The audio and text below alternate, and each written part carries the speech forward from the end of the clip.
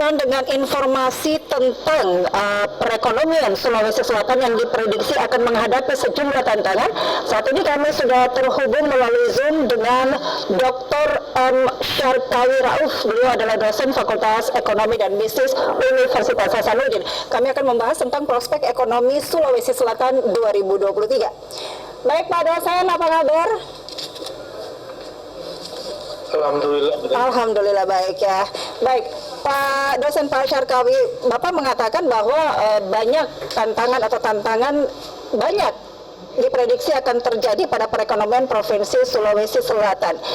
Tantangan-tantangan apa saja yang menurut Bapak terjadi pada perekonomian atau potensi perekonomian di Sulawesi Selatan? Yang pertama ya, tantangan itu bersumber dari perekonomian global ya.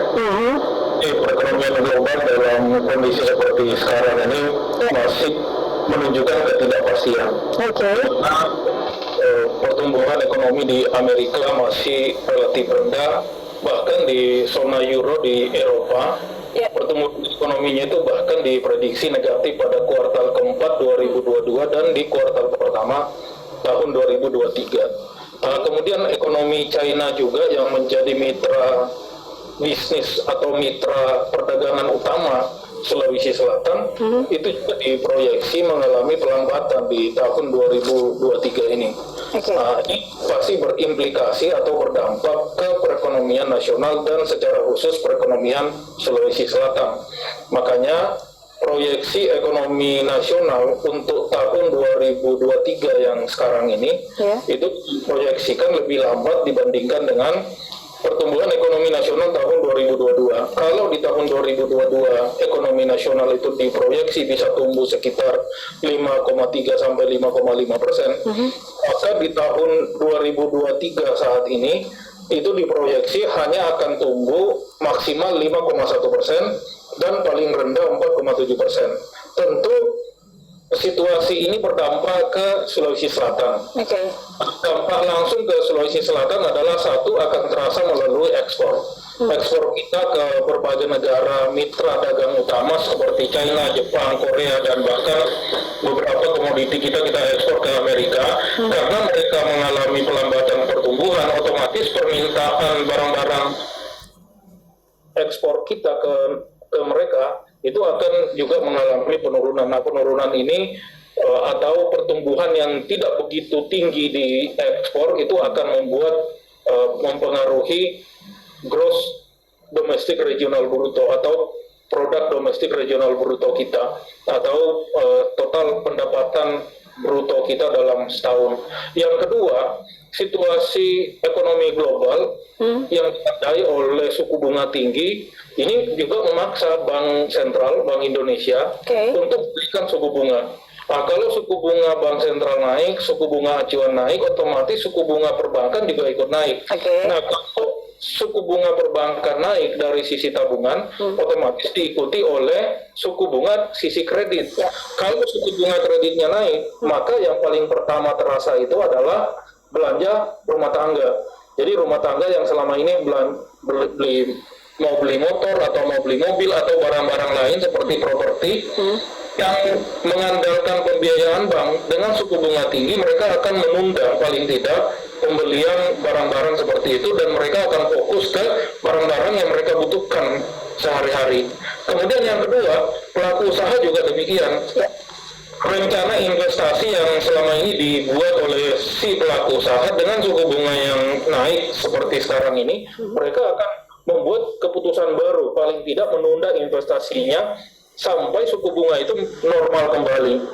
Kemudian dari sisi government expenditure, belanja pemerintah juga seperti itu, apalagi Ibu Sri Mulyani, Ibu Menteri Keuangan, untuk tahun 2023 ini menargetkan defisit fiskal itu tidak boleh lebih besar dari 3%. Artinya apa? Kemampuan belanja negara kita dari sisi APBN itu akan berkurang. Nah, ini juga akan mempengaruhi besaran dana transfer pemerintah pusat ke daerah dan akan mempengaruhi pendapatan APBD Sulsel dari transfer pusat, paling tidak dari dana alokasi umum atau dana alokasi khusus. Nah, ini artinya apa?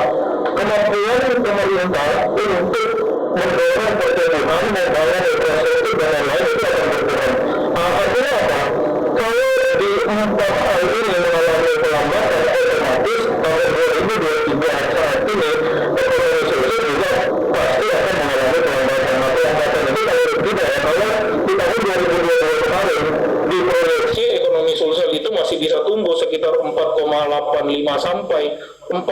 6,65%. Bahkan banyak pengamat yang memproyeksi bahwa ekonomi kita Sulsel itu bisa tumbuh 5,5%. Nah, untuk tahun 2023 proyeksinya lebih kecil, di mana ekonomi Sulsel diproyeksi hanya bisa tumbuh 4,65% sampai dengan 5,3%. Jadi batas atasnya di 5,3, batas bawahnya itu di angka 4,65. Ini artinya apa? Mengalami pelambatan. Nah, kenapa mengalami pelambatan? Karena memang situasi ekonomi global itu yang belum menentu. Saya kira itu, Mbak. Oke, tapi di kuartal ketiga 2022 perekonomian di Sulawesi Selatan kan bisa tumbuh sampai 5,22%. Dan selama ini Sulawesi Selatan lebih tinggi dari pertumbuhan ekonomi pusat. Nah, bagaimana tanpa mengesampingkan hal-hal global tadi, bagaimana Bapak melihat ketahanan ekonomi di Sulawesi Selatan sendiri? Kalau kita mau lihat ketahanan ekonomi Sulsel, satu kita lihat secara sektoral ya. Sektor apa saja yang selama ini menjadi pendorong pertumbuhan. Pertama, kalau kita lihat dari PDRB Sulsel atau total produk domestik regional bruto kita dari sisi supply, dari sisi produksi, maka kita lihat sektor pertanian itu masih sangat dominan. Itu kurang lebih 23 sekian persen berkontribusi terhadap perekonomian Sulsel. Kemudian ada sektor konstruksi yang kurang lebih 13, sekian persen. Kemudian ada sektor manufaktur atau industri itu kurang lebih 12, sekian persen. Ada sektor perdagangan dan jasa yang kontribusinya lebih besar lagi. Ini di atas 15 persenan. Nah, sektor-sektor ini kalau kita lihat selama ini sektor pertanian jelas tumbuh lebih lambat untuk tahun 2022 yang lalu. Kemudian yang paling tinggi pertumbuhannya itu adalah sektor perdagangan, kemudian ada sektor transportasi. Nah, kenapa sektor transportasi? Karena sektor transportasi ini terkait dengan COVID kemarin ya. Jadi COVID itu ditutup, ada lockdown dan segala macam. Kemudian sekarang sudah mulai ada pembukaan baru. Nah, pembukaan baru ini berdampak terhadap pertumbuhan di sektor transportasi. Nah, sejauh mana sektor-sektor ini mampu bertahan dalam situasi ancaman resesi baik di level global maupun pelambatan pertumbuhan di tingkat nasional. Nah, itu sangat tergantung pada satu ya, kemampuan pemerintah Sulsel untuk memberikan stimulus kepada sektor-sektor itu. Misalnya di sektor pertanian. Nah, memang hal-hal yang paling penting di sana itu adalah satu, pupuk. Nah, pupuk ini kan dengan perang di Ukraina harganya jadi naik tuh. Karena bahan baku pupuk kita banyak yang kita impor. Nah, kenaikan harga pupuk ini otomatis membuat kos di pertanian itu jadi mahal. Akhirnya apa? Harga pokok petani itu jadi tinggi.